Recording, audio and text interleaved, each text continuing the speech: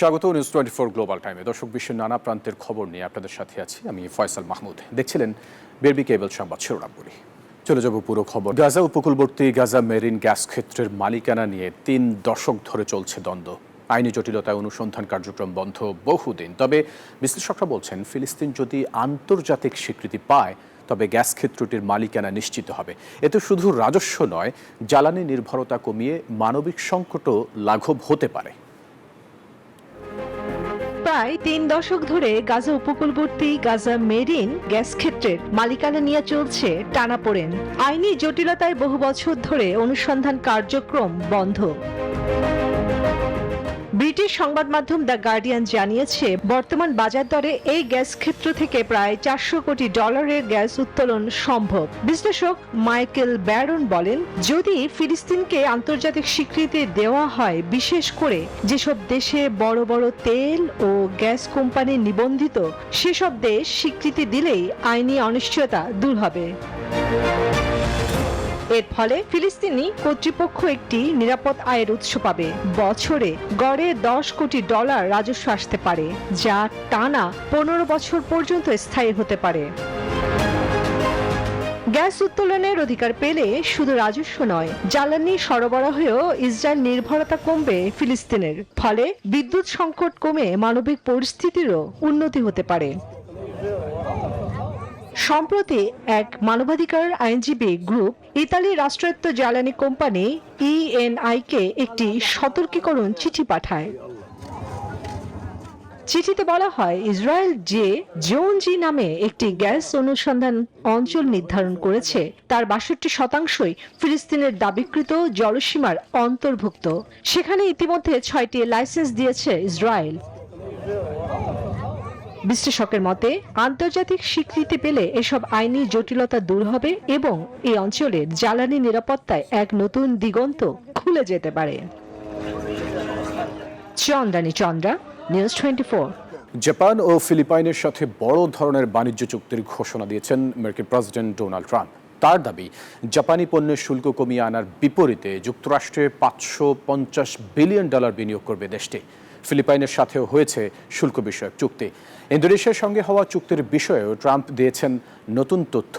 1 আগস্টের সময়সীমার আগে ট্রাম্পের এই ঘোষণায় বিশ্ব বাণিজ্যে নতুন মেরুকরণ স্পষ্ট। কয়েক মাসের টানা আলোচনার পর জাপান ও ফিলিপাইনের সাথে বড় ধরনের বাণিজ্য চুক্তির ঘোষণা দিলেন মার্কিন প্রেসিডেন্ট ডোনাল্ড ট্রাম্প। চুক্তির অধীনে জাপানি পণ্যে শুল্ক কমিয়ে 15% করবে যুক্তরাষ্ট্র। এর বিনিময়ে যুক্তরাষ্ট্রে $550 বিলিয়ন বিনিয়োগ করবে জাপান। এই চুক্তির ফলে যুক্তরাষ্ট্রে লক্ষ লক্ষ কর্মসংস্থান তৈরি হবে দাবি মার্কিন প্রেসিডেন্টের। আলাস্কায় প্রাকৃতিক গ্যাস উত্তোলনেও একমত হয়েছে দুই দেশ। ইতিহাসের সবচেয়ে বড় বাণিজ্য চুক্তি সই করলাম। এটা একটা দারুণ চুক্তি, অতীতের চুক্তিগুলোর চেয়ে একদম আলাদা, এটুকু আমি বলতেই পারি। দেশ হিসেবে আমরা কিন্তু দারুণ কাজ করছি। আলাদা ঘোষণায় ট্রাম্প জানান, ফিলিপাইন থেকে আমদানিতেও কর কমিয়ে 19% করবে যুক্তরাষ্ট্র, আর মার্কিন পণ্যের উপর থেকে শুল্ক তুলে নেবে ম্যানিলা। নতুন চুক্তির প্রশংসা করলেন জাপানের প্রধানমন্ত্রী শিগেরু ইশিবাও। আমরাই বিশ্বের প্রথম দেশ যারা কোনো পরিমাণগত সীমাবদ্ধতা ছাড়াই মোটরযান ও গাড়ির যন্ত্রাংশের উপর শুল্ক হ্রাসে এই সাফল্য অর্জন করেছি। এদিকে এখনো এই চুক্তিগুলো নিয়ে আনুষ্ঠানিকভাবে কোনো তথ্য প্রকাশ করেনি হোয়াইট হাউস। নিবির আমিন, নিউজ 24।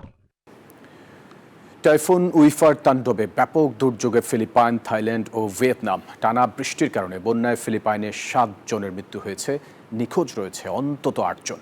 ম্যানিলায় জরুরি অবস্থা জারি করেছে সরকার। ভারী বৃষ্টিতে সৃষ্ট জলাবদ্ধতায় হুমকির মুখে থাইল্যান্ড ও ভিয়েতনামের মানুষ। টানা ভারী বৃষ্টিতে ভয়াবহ বন্যা দেখা দিয়েছে ফিলিপাইনে। সেখানে অন্তত 7 জন মারা গেছে, নিখোঁজ রয়েছে আরো 8 জন। ক্ষতিগ্রস্ত হয়েছে প্রায় 14 লাখ বাসিন্দা।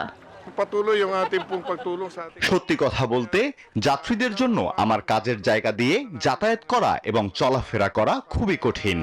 tatawid ng ating mga kabayan na ম্যানিলায় জরুরি অবস্থা জারি করেছে সরকার। অফিস, আদালত, শিক্ষা প্রতিষ্ঠান সবই বন্ধ। পানিতে তলিয়ে গেছে শহরের গুরুত্বপূর্ণ সড়কগুলো। এদিকে থাইল্যান্ডের উত্তর পূর্বাঞ্চলে বৃষ্টি আর বন্যায় বিপর্যস্ত জনজীবন। নাম প্রদেশের দোকানপাট, ঘরবাড়ি তলিয়ে গেছে কোমর সমান পানিতে। বাসিন্দারা দোকানের ভিতর আটকা পড়ে আছে। অনেকে ঘর ছেড়েছে আশ্রয়ের খোঁজে। পরবর্তী কয়েকদিনে আরও ভারী বৃষ্টির আশঙ্কা জানিয়ে স্থানীয় কর্তৃপক্ষ তৃতীয় দফায় সতর্কবার্তা দিয়েছে। টাইফুন উইফা মঙ্গলবার সকালে উত্তর ভিয়েতনামে আঘাত হানে। ঘন্টায় 100 কিলোমিটার গতিতে ধেয়ে আসা ঝড় বিদ্যুৎ বিভ্রাট ঘটায় উং ইয়েং প্রদেশে। বাতিল হয় শতাধিক ফ্লাইট। ভিয়েতনামের সরকার জানিয়েছে প্রায় 3.5 লাখ সেনা সদস্য প্রস্তুত রাখা হয়েছে। টাইফুন উইফা ক্রমেই দুর্বল হয়ে নিম্নচাপে পরিণত হলেও এর প্রভাবে ভারী বৃষ্টি ও পাহাড়ি ধসে এখনো বিপদ কাটেনি। Desk report, news 24। গ্লোবাল টাইমের সময় হলো একটা বিরতি, ফিরছি আরও খবর নিয়ে, সাথেই থাকবেন। আবারও স্বাগত গ্লোবাল টাইমে। চিকুনগুনিয়ার নতুন প্রাদুর্ভাবে বিশ্বজুড়ে ঝুঁকিতে রয়েছে 5.6 বিলিয়ন মানুষ। ভারত মহাসাগরের 3টি দ্বীপ থেকে ভাইরাসটি ছড়িয়ে পড়ছে আফ্রিকা ও দক্ষিণ এশিয়ায়। ফ্রান্স, ইতালি সহ ইউরোপে ধরা পড়েছে নতুন সংক্রমণ। এদিকে চীনের ফৌশান শহরেই এই ভাইরাসে আক্রান্ত 2650 জনেরও বেশি। ভাইরাসটি মশার মাধ্যমে ছড়ালেও সংক্রমিত ব্যক্তি থেকেও ছড়াতে পারে। বিশ্ব স্বাস্থ্য সংস্থা সতর্ক করেছে 20 বছর আগের মহামারীর মতো পরিস্থিতি এড়াতে এখনই পদক্ষেপ নিতে হবে।